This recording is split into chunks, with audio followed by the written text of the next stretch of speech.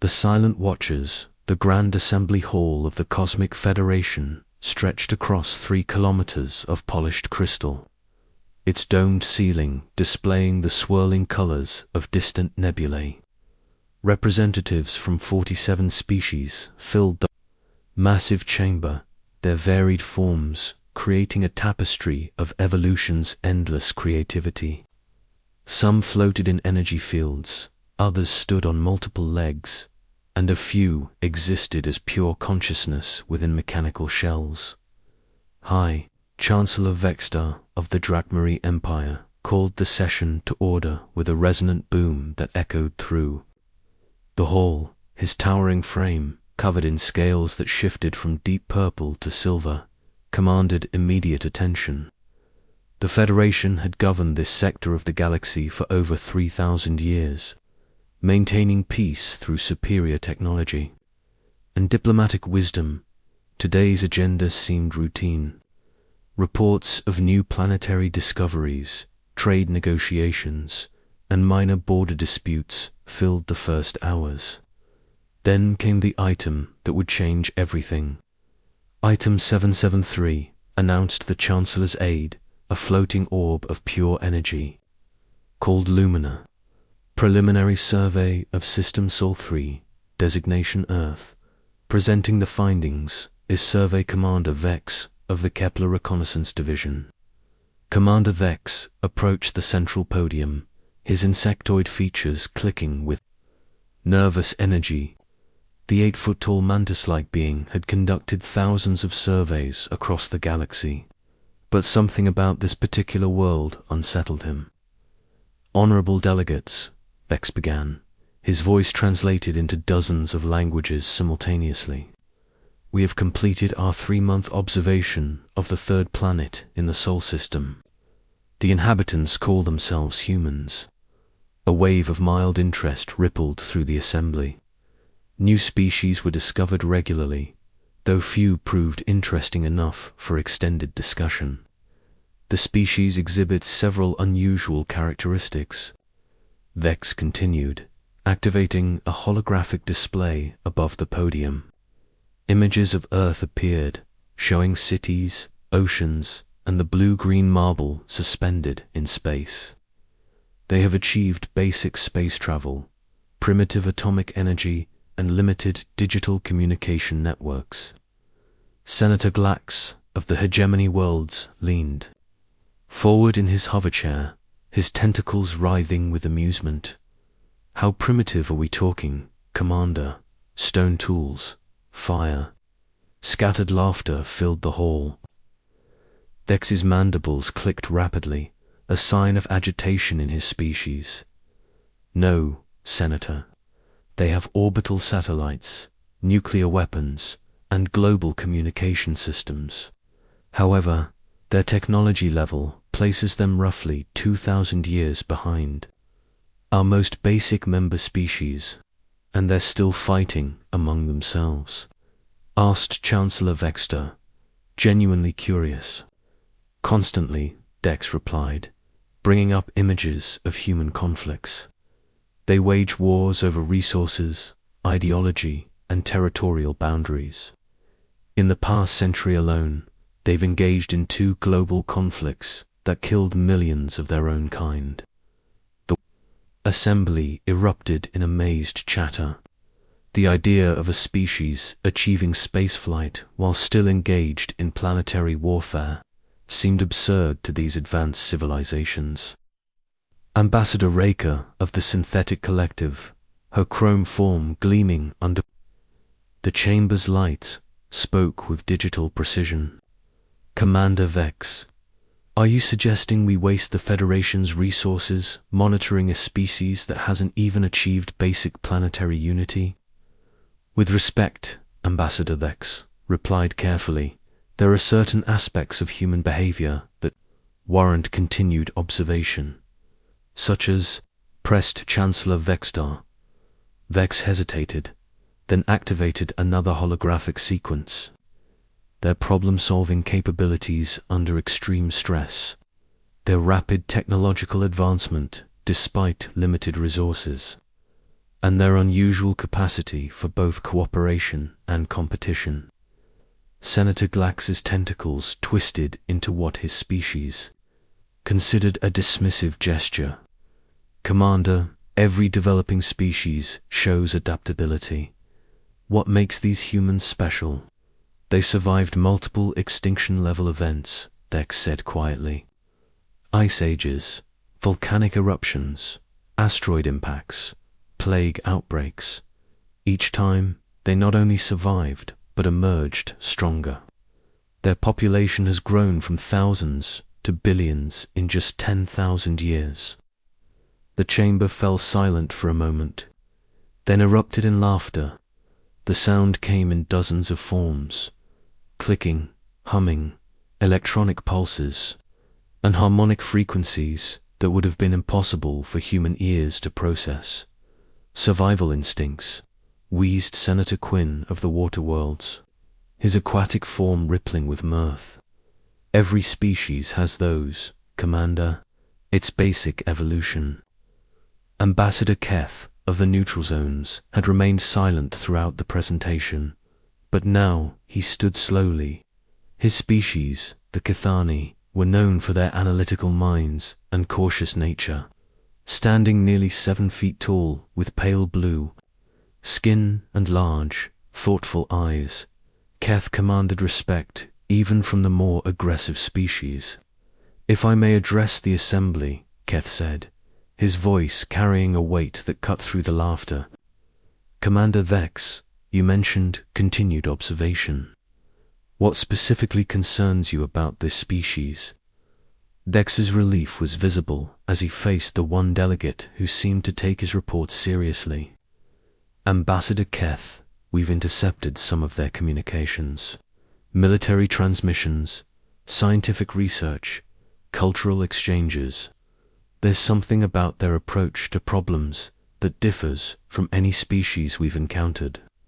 "Explain." Keth said simply.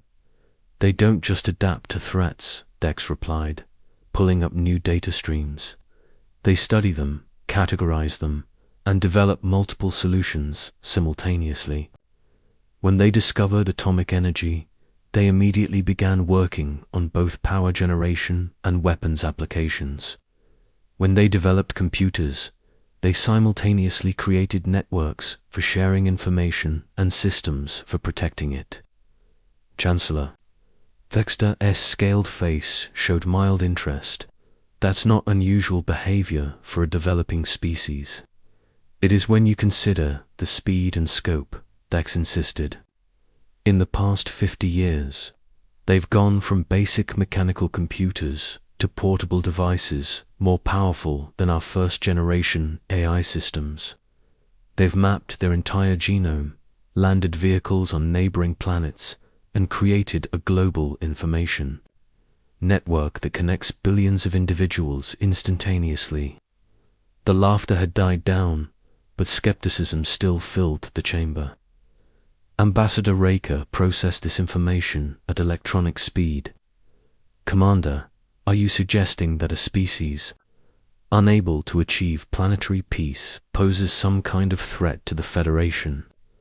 "I'm suggesting," Dex said carefully, "that a species capable of such rapid advancement while managing multiple global conflicts simultaneously might deserve more respect than we're currently showing."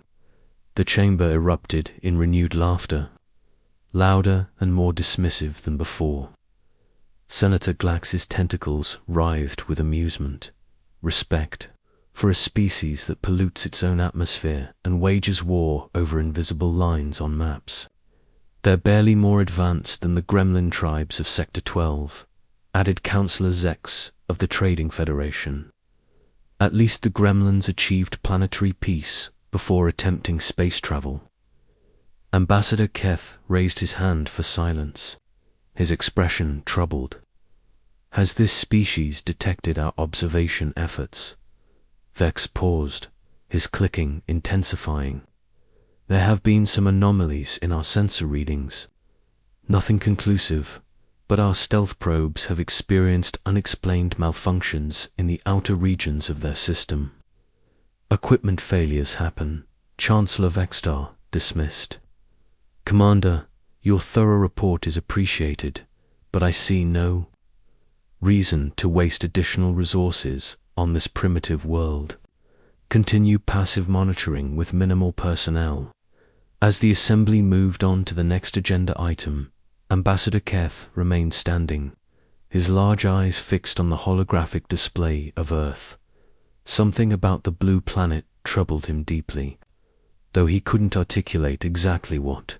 Far from the Federation's assembly hall, in a hidden facility buried 3 miles beneath the Colorado Rocky Mountains, a very different kind of meeting was taking place. The room was stark and functional, illuminated by harsh LED lights that cast no shadows. 12 individuals sat around a metal table, their faces bearing the weight of knowledge that could never be shared with the outside world. Director Sarah Chen of the Deep Space Monitoring Division looked around the table at her colleagues. At 45, she had dedicated her entire adult life to a project that officially didn't exist. Her black hair was streaked with premature gray, and her dark eyes held secrets that had aged her beyond her years. Signal analysis confirms it, she said, her voice steady despite the magnitude of what she was reporting. We've been under observation for at least 6 months, possibly longer. Dr. Marcus Webb, the project's chief scientist, leaned forward. His wild gray hair and thick glasses gave him the appearance of a stereotypical, absent-minded professor. But his mind was one of the sharpest on the planet. The energy signatures are consistent with the theoretical models we developed 15 years ago. We're dealing with technology at least a millennium ahead of our public capabilities. How many of them are there?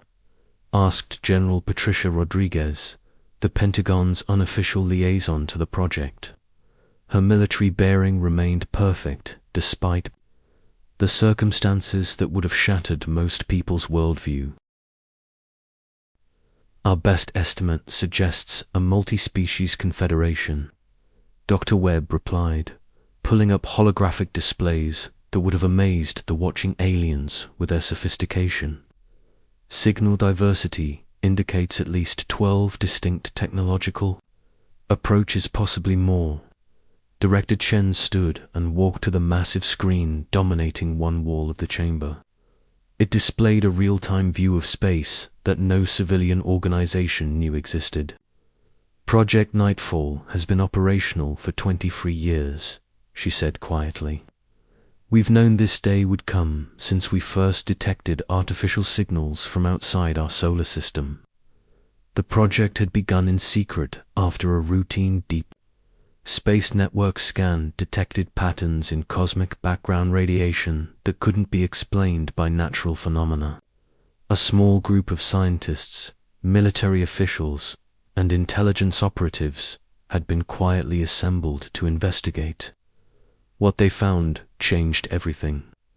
The question now, Chen continued, is whether we continue hiding or reveal that we've been preparing for this moment for over 2 decades.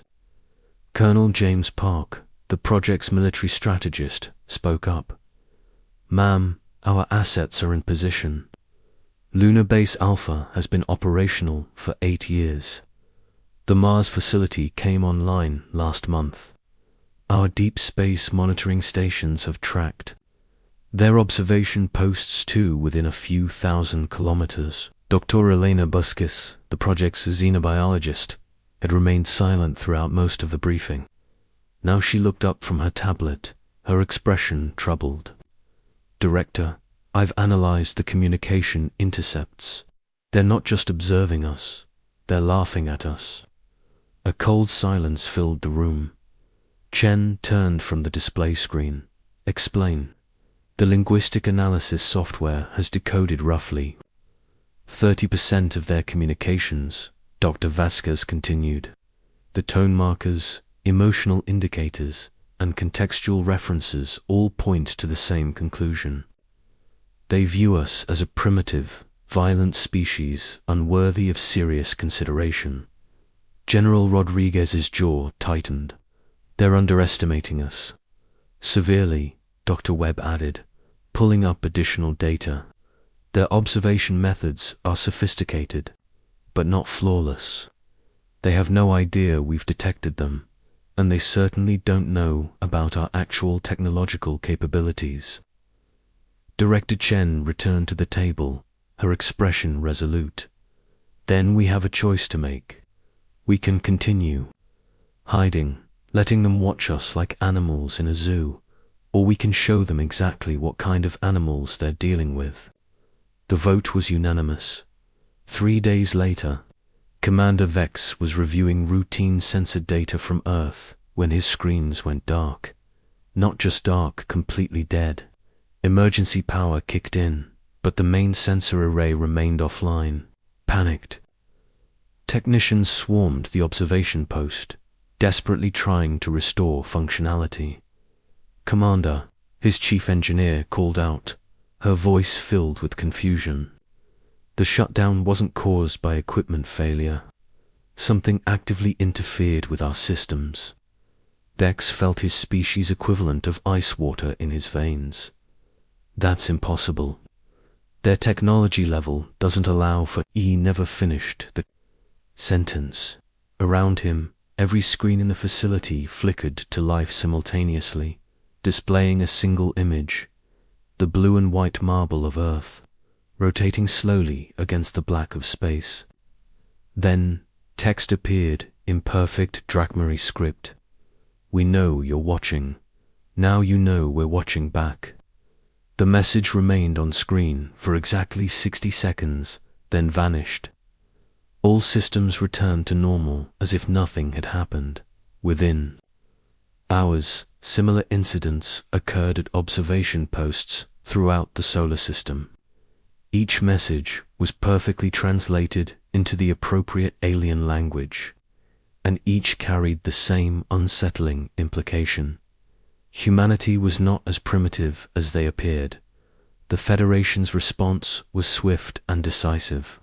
Emergency sessions were called, fleets were mobilized, and for the first time in Federation history, a primitive species was officially declared a potential threat to galactic security.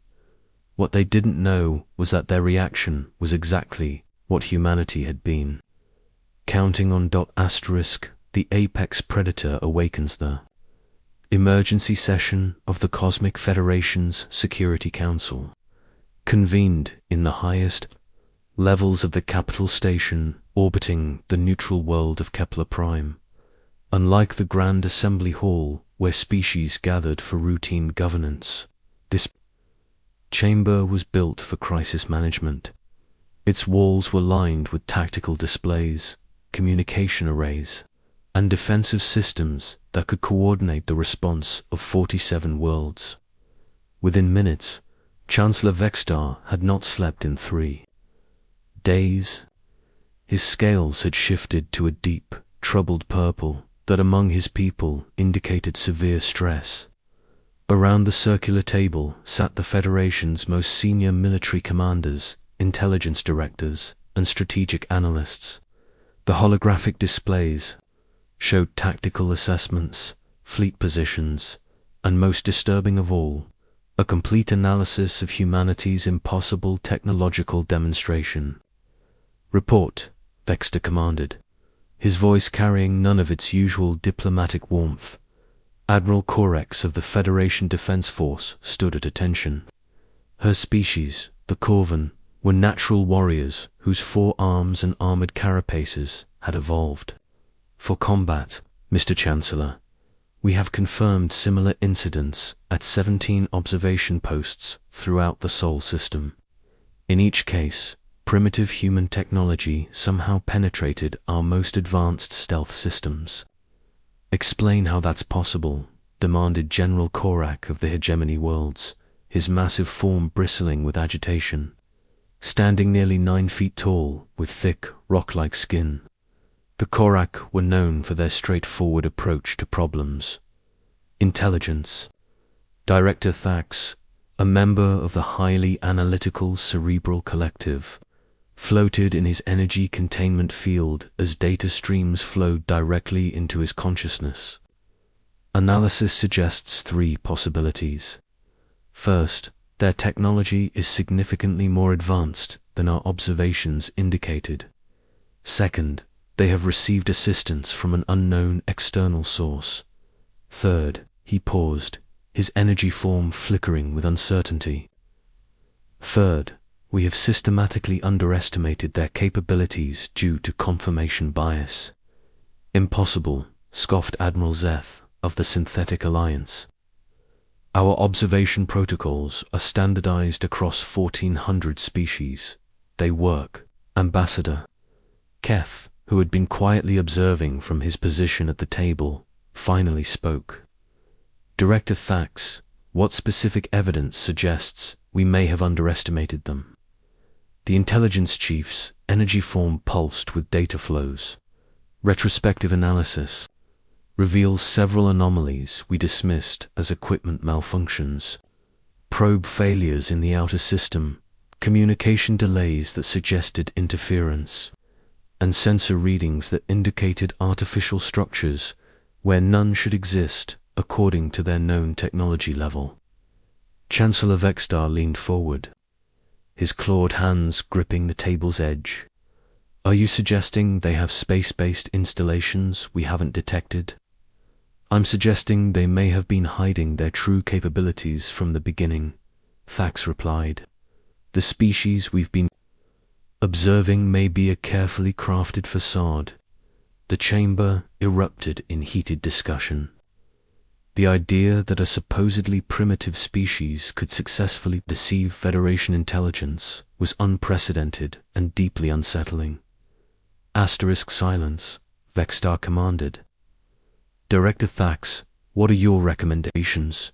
Immediate tactical assessment of their actual military capabilities, enhanced surveillance of all Sol system activity, and preparation for the possibility that first contact may not proceed according to standard protocols, meaning they may not react to our superiority with the appropriate level of submission. While the Federation debated response strategies, humanity was implementing plans that had been 23 years in the making. Deep beneath the lunar surface, Lunar Base Alpha hummed with activity as personnel prepared for operations that would redefine Earth's place in the galaxy. Commander Sarah Chen stood before a massive tactical display, showing the positions of every known alien asset within 50 astronomical units of Earth. The base around her was a marvel of hidden engineering, carved from solid rock and shielded by technology that made it invisible to all known forms of detection. Status report, she requested from her operations team. Major Lisa Thompson, the base's intelligence officer, gestured to the display. All Federation observation posts have been tagged and tracked. We have detailed specifications on their technology, personnel complements, and communication protocols. Phase 1 was a complete success. Dr. Marcus Webb looked up from his analysis station, excitement barely contained in his voice. Director, you need to see this. The alien technology is impressive, but it's built on fundamentally different principles from ours. They've achieved advancement through brute force, engineering bigger computers, more powerful energy sources, larger ships. They never learned to be efficient. What does that mean tactically? Asked Colonel James Park. It means their strength is also their weakness, Dr. Webb explained, pulling up comparative analyses. Their ships are massive and powerful, but they're also energy intensive and require complex support systems. Our approach has been the opposite, smaller, more efficient, more adaptable. Chen nodded grimly. Proceed to Phase 2. Across the solar system, humanity's hidden assets came online. The Mars Research Facility revealed its true purpose as a military command center. Asteroid mining operations that had operated in secret for a decade suddenly displayed their dual-use capabilities. Most shocking of all, a series of installations hidden within the asteroid belt activated systems that had been waiting patiently. For this moment, the Federation's first indication that something had changed came when their long-range sensors detected massive energy signatures throughout the Sol system. Within hours, what had appeared to be an empty star system populated by a single inhabited world transformed into a heavily fortified military position. Admiral Orcs stared at the tactical displays in disbelief. This is impossible. Our surveys showed no evidence of these installations. They built them in our blind spots, realized Intelligence Director Thax. Every location was chosen to avoid our standard observation angles. They knew we were watching and used that knowledge against us. The Federation's shock turned to alarm when Earth transmitted its first official communication to the galaxy. The message was broadcast on every known frequency, in every Federation language, with technical precision that shouldn't have been possible. Director Chen's face appeared on screens throughout Federation space, her expression calm and professional. Behind her, the advanced technology of Lunar Base Alpha was clearly visible, a deliberate demonstration of capability. To the representatives of the Cosmic Federation, she began, her voice carrying the weight of speaking for an entire species. I am Director Sarah Chen, representing the unified governments of Earth. We are aware of your surveillance operations in our system, and we are aware of the nature of your discussions regarding our species. The transmission paused, allowing the implications to sink in. They had been monitoring Federation communications. We have listened to your debates with interest, Chen continued. Your representatives have described us as primitive, violent, and unworthy of respect. Some of you have laughed at our supposed weakness. Others have dismissed us as insignificant. Throughout Federation space, military commanders felt a chill as they realized the depth of humanity's knowledge about their activities. We choose to view this not as an insult, but as a tactical advantage, Chen said, her slight smile more unsettling than any threat. You have underestimated us completely, and that error in judgment has given us everything we need to understand your capabilities, your weaknesses, and your intentions. The transmission shifted to show tactical displays of Federation assets throughout known space. Ship movements, communication protocols, defensive positions, all displayed with impossible accuracy. We know the locations of your fleets, the capabilities of your weapons, and the political fractures within your alliance, Chen continued. We have had decades to study you while you spent months laughing at us. Chancellor Vexter felt his scaled skin grow cold as the implications became clear. Humanity hadn't just been hiding their technology, they had been conducting intelligence operations throughout Federation space. We do not want war, Chen said, her tone becoming more serious. But we will not accept the role of junior partners to species who view us with contempt. You will acknowledge our sovereignty, respect our territorial claims, and treat us as equals. In any diplomatic relationship, the transmission showed images of human military assets throughout the solar system. Ships that moved without visible means of propulsion, energy weapons that violated known physics, and defensive systems that seemed to bend space itself.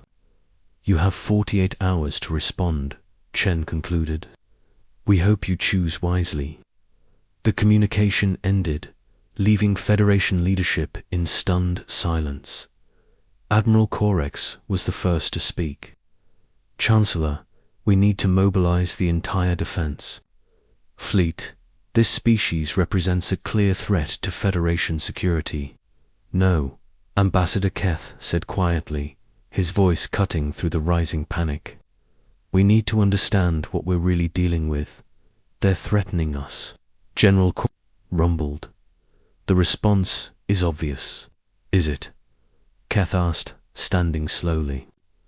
They demonstrated the ability to monitor our communications, track our assets, and penetrate our most secure systems. They did all of this while we thought we were observing them. Does that sound like the behavior of a primitive species? Intelligence. Director Fax's energy form flickered rapidly as he processed countless data streams. Ambassador Keth is correct. Analysis of their technological demonstrations suggests capabilities that rival or exceed our own in several key areas. That's impossible, Admiral Zeth insisted. They're barely a Type 1 civilization. According to observations they allowed us to make, Fax replied. The question now is what their actual capabilities are, and whether we can afford to find out. Through military action, the debate continued for hours, but the Federation's response was ultimately decided by fear rather than wisdom. Fleets were mobilized, alliances were activated, and within days the largest military force in galactic history was assembled at the edge of human space. Humanity's response was swift and devastating in its precision. Rather than meet the Federation fleet in direct combat, human forces demonstrated capabilities that redefined the nature of warfare in space. Federation ships found their navigation systems unreliable, their communications jammed by signals that seemed to come from empty space, and their weapons systems plagued by malfunctions that occurred at the worst possible moments. Entire squadrons would lose power simultaneously, drifting helplessly until human ships appeared to escort them out of the system. No Federation personnel were killed, but the message was unmistakable. Humanity could have destroyed them all at any time. The psychological impact was devastating. Species that had dominated the galaxy for millennia suddenly found themselves outmatched by beings they had dismissed as primitive animals. Fear spread through Federation space as reports of human capabilities grew with each encounter. The war, if it could be called that, lasted exactly 17 days, not because of decisive battles or conquered territories, but because the Federation's will to fight evaporated in the face of humanity's demonstrated superiority. The final transmission from Earth came not from Director Chen, but from Dr. Marcus Webb, speaking from the observation deck of a human ship positioned directly above the Federation's capital station. People of the Federation, he began, his grandfather's professor demeanor unchanged despite the historic moment. We want you to understand something important. We didn't develop this technology to threaten you. We developed it to protect ourselves from you. The camera panned to show the vast expanse of space around the station, empty except for the single human vessel. For decades, we listened to your communications and learned about your history, Webb continued. We saw how you treated species you considered inferior. We studied your methods of forced integration and cultural assimilation. We decided that our survival required us to be strong enough that you would have no choice but to respect us. The implications hung heavy in the space between worlds. We could have remained hidden forever, Webb said, but hiding is not living. We want to explore the galaxy, meet other species, and contribute to the cosmic community, but we will do so as equals, not as subjects. The Federation's capitulation came within hours. Terms were negotiated not through force, but through the grudging acknowledgement that humanity had earned its place at the galactic table through superior preparation and strategic thinking. 6 months later, Ambassador Sarah Chun She had accepted. A promotion to humanity's first diplomatic representative stood in the Grand Assembly Hall of the Cosmic Federation. The chamber that had once echoed with laughter at humanity's expense now listened in respectful silence as she addressed the representatives of 47 worlds. The Federation has asked me to explain how humanity achieved technological parity. So quickly, she began, her voice carrying clearly through the vast space. The answer is simple. We never sought parity. We sought superiority. She gestured to the holographic displays around the chamber, now showing human settlements throughout the galaxy. When you underestimate others, you give them the greatest possible advantage, the element of surprise. While you debated our primitive nature, we were building the most advanced civilization this galaxy has ever seen. The chamber remained silent, the assembled species processing the reality of their new galactic neighbors. We look forward to a future of cooperation, exploration, and mutual respect, Chen concluded. But let this serve as a reminder to all present. Never mistake patience for weakness, silence for ignorance, or kindness for vulnerability. As she left the podium, the assembled representatives rose in acknowledgement not of Earth's threats, but of humanity's demonstrated capability to reshape the galaxy through determination, intelligence, and the refusal to accept others' limitations as their own. The laughter had stopped, the mockery had ended, and throughout the cosmos, a new understanding spread. Humanity had never been the primitive species that others believed them to be. They had simply been waiting for the right moment to prove it.